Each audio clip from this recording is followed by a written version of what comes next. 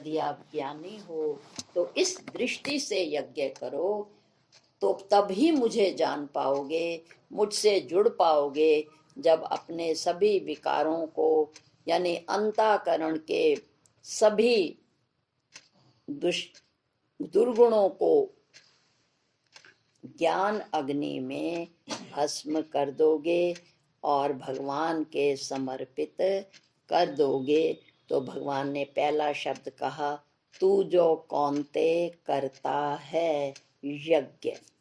अब आइए दान, इसको भी हम दोनों भाव से समझेंगे, ज्ञान से भी समझेंगे, भक्ति से भी समझेंगे। कहते हैं जो भक्त है वो भाव सहित दान दे।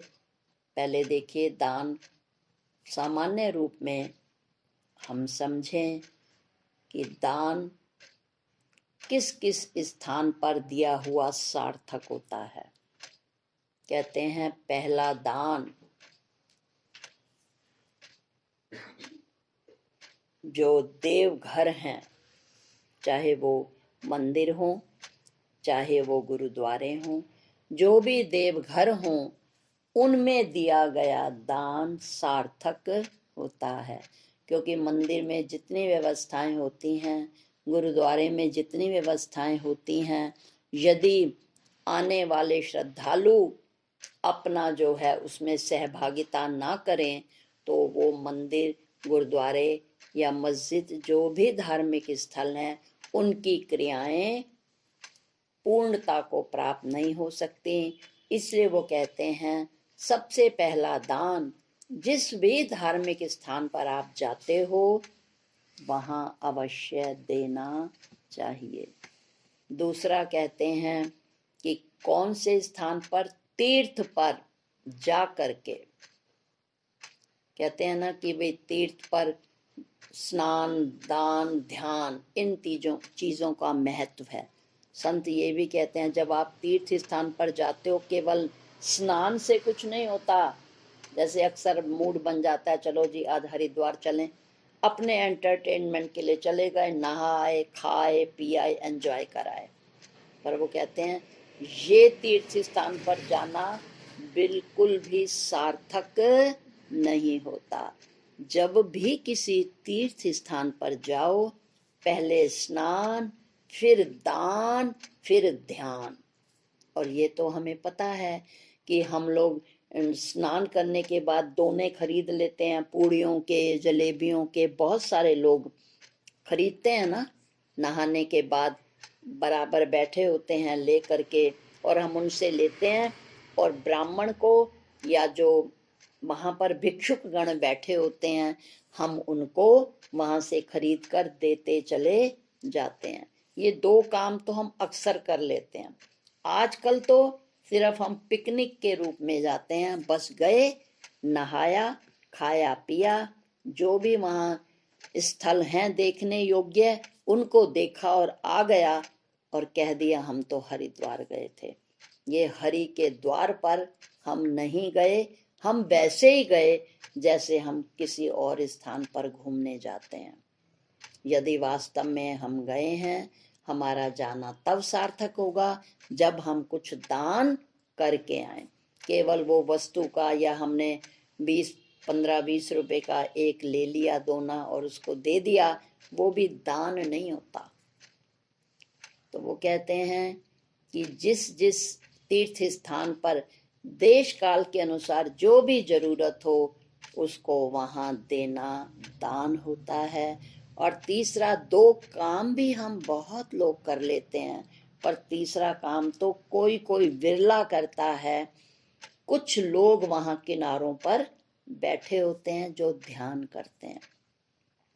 और अगर आजकल क्योंकि पिकनिक स्पॉट बन गए हैं तो वहां ध्यान संभव नहीं होता, तो कुछ लोग फिर चले जाते हैं परमार्थ निकेतन या अपने जो गुरु के डेरे होते हैं वहां जाकर के वो सत्संग सुनते हैं। तो वही कह रहे हैं, यदि हम गए हैं तीर्थ स्थान पर तो स्नान, दान, फिर या तो ध्यान या ज्ञान, जब हम 3 काम पूरे कर लेते हैं तो समझिए हमारा तीर्थ करना सार्थक होता है। तो बात हो रही थी दान की। तो कहते हैं पहला दान देव घरों में देना चाहिए, क्योंकि इससे ही उन देवालयों की व्यवस्था चलती है। दूसरा, तीर्थ स्थानों पर कभी भी दान दिए बगैर मत आइए। और तीसरा कहते हैं कि जरूरतमंदों को, केवल ये जो हम सोचते हैं ना कि ये जो निर्धन व्यक्ति हैं इनको दे दिया या पंडितों को दे दिया, मैं तो यही समझती हूँ जो मध्यम परिवार हैं, जो अपनी बात नहीं कह सकते पर अंदर से उनमें कमी है, देश काल यथा योग्य देखकर चुपचाप ऐसे परिवारों को, जिनको जिस भी वस्तु की, वस्त्र की, वस्तु की, धन की जरूरत हो, चुपचाप बिना बताए उनकी सहायता करना, ये सबसे बड़ा दान है। दान का मतलब ये नहीं कि जो हम इच्छा करते हैं, नहीं, सहयोग है। तो समझो हमने जो उनकी जरूरत को देखते हुए जो भी सामान देश काल के अनुसार दे दिया, वो हमारा सहयोग समझें, पर वो फिर भी दान की श्रेणी में आता है। और अंत में कहते हैं महादान होता है संतों का किसी न किसी रूप में भोजन की व्यवस्था या उनके वस्त्रों की व्यवस्था करना सबसे उत्तम दान समझा जाता है। तो ये है दान की बात। तो कहते हैं देव स्थानों पर, तीर्थ स्थानों पर जरूरतमंदों को, और अंत में उन्होंने कहा सर्वश्रेष्ठ दान होता है जो ज्ञान दान देते हैं, उनको किसी भी रूप में देना दान कहा जाता है। अब आइए, परंतु वो कह रहे हैं उसमें अहम भाव से नहीं, समर्पित भाव से, जैसा कि हम शब्दों में तो कहते हैं तेरा तुझको अर्पण क्या लागे मेरा।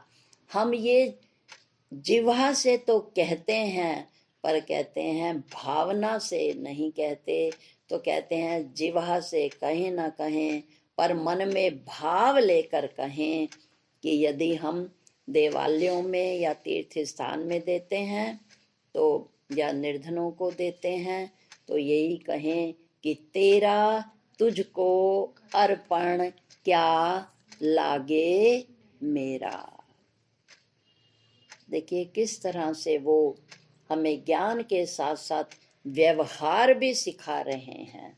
तो अब जो भी अभी भी पर्व आने वाला है, जो भी कुछ दें तो यही कहें कि ब्रह्म अर्पण।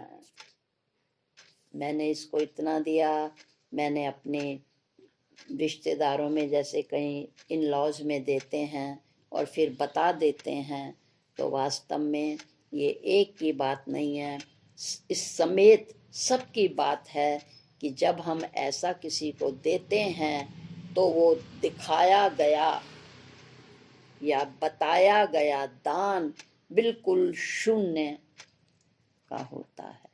उदाहरण में भी हम देखें, यदि हमारे घर में कोई व्यक्ति आता है और हम उसको बहुत चीज़ें देते हैं और बाद में मोहल्ले में रिश्तेदारों में बताते हैं मैंने तो अपनी सिस्टर इन लॉ को ये दिया, ये दिया, ये दिया, मैं तो बहुत देती हूँ, मैं ये करती हूँ, और बाद में जब किसी भी परिवार के सदस्य को या उनको पता लगता है तो वो क्या कहते हैं, बता के दिया तो क्या दिया, इससे अच्छा तो ना ही देती।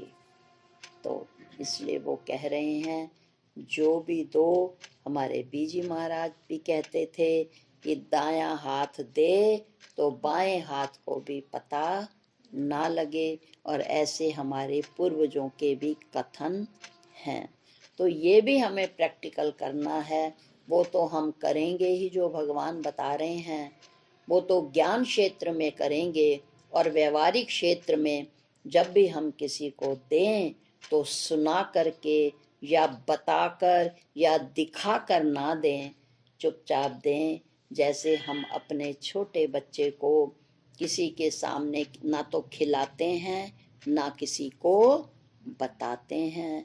तो कहते हैं इस प्रकार अपरोक्ष रूप से दिया गया दान सार्थक होता है। प्रेम सहित, भाव सहित, समर्पण के साथ दिया गया दान जो है वो सफल होता है।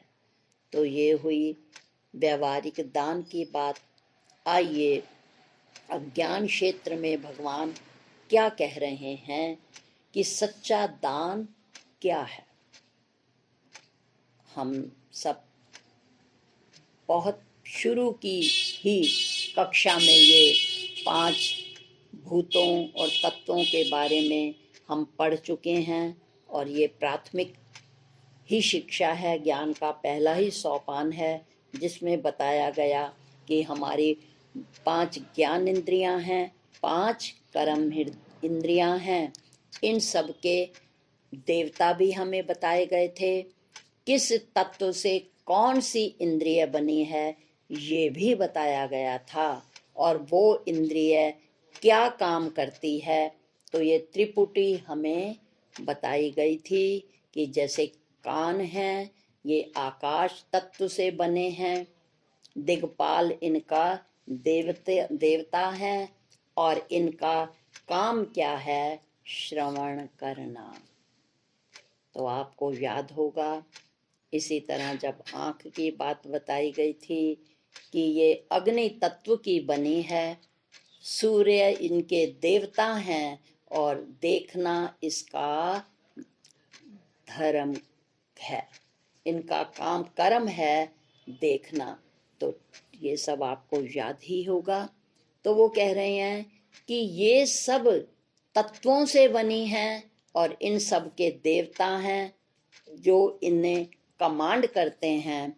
यदि देवता ना हो, ये भी हम सब जानते हैं कि जब किसी के चक्षु खराब होते हैं तो उसके लिए चाक्षुषी मंत्र बोले जाते हैं, वो सूर्य को समर्पित किया जाता है। तो इसलिए कहते हैं कि जब हम अगर चाहते हैं हमारी जो नेत्र की रोशनी है वो रहे, तो उसके लिए बताया जाता है कि सुबह सुबह उठ करके जब लालिमा सहित सूर्य देव हों तो उन्हें जब हम जल अर्पित करते हैं निरंतर, तो आँख की रोशनी बढ़ती है, क्योंकि ये हमारे नेत्र के देवता मैंने देने वाले हैं। तो अब 5 इंद्रियों को आप स्मरण कर लीजिए, क्योंकि आपको बहुत बार इस विषय में बताया गया है। आइए, हमने दान क्या देना है। तो इसी तरह जैसे कि हम वही भजन गाते हैं कि मैं नहीं, मेरा नहीं, ये तन किसी का है दिया। तो कह तो हम देते हैं कि मैं नहीं, मेरा नहीं, ये तन किसी का है दिया।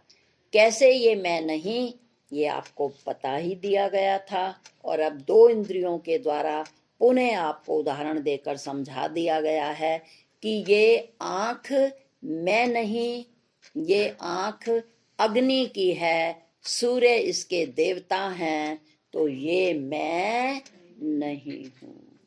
इसी तरह ये जो है नाक है, ये पृथ्वी की है, और इसके कौन हैं, अश्विनी कुमार हैं, तो ये मैं नहीं हूँ। तो इस प्रकार ये 5 इंद्रियों की वायु देवता है, ये त्वचा बनी है, वायु ही इसके देवता हैं, तो ये मैं नहीं हूँ। ये रसना है, ये जल तत्व की है, वरुण इसके देवता हैं, तो ये मैं नहीं हूँ। तो इसी प्रकार विचार चंद्रोदय पुस्तक में भी यही आता है कि मैं आँख नहीं, आँख मेरी नहीं, ये अग्नि की है और इसके देवता सूर्य हैं। तो ये सूर्य देवता और अग्नि तत्व की है, ये मैं नहीं हूँ। मैं दृष्टा, घट दृष्टा की न्याय इस नेत्र से अलग हूँ। मैं इसको जानता तो हूँ, पर ये ना मैं हूँ, ना ये मेरी है। तो इस प्रकार एक एक अंग का पूज्य बीजी महाराज अभ्यास कराया करते थे और वो ऐसा ही आदेश दिया करते थे कि आप घर जाकर हर इंद्रिय का नाम लीजिए, उसके जो जिस तत्व से वो बनी हुई है उसको याद करिए, उसके जो भी देवता हैं उसको याद करिए और फिर साथ साथ कहते जाइए, मैं दृष्टा घट दृष्टा की तरह इन 5 कर्म इंद्रियों, 5 ज्ञान इंद्रियों, मैं इन सब से न्यारा हूँ। तब ही भजन गाना सार्थक होगा कि मैं नहीं, मेरा नहीं, ये तन किसी का है दिया। और यदि भक्त हो तो जो भी कुछ आप दे रहे हो तब यही कहना कि ना मैं दिया ना दे सकूं, ना मैं देने योग, जो कुछ दिया सो आप ही प्रभु, आप ही देने योग। और अब तीसरा है तप। तप का अर्थ है तपना। तो उसमें उन्होंने कहा कि जो बाहर के हैं, हम लोग गृहस्थी तो इतना तप नहीं करते,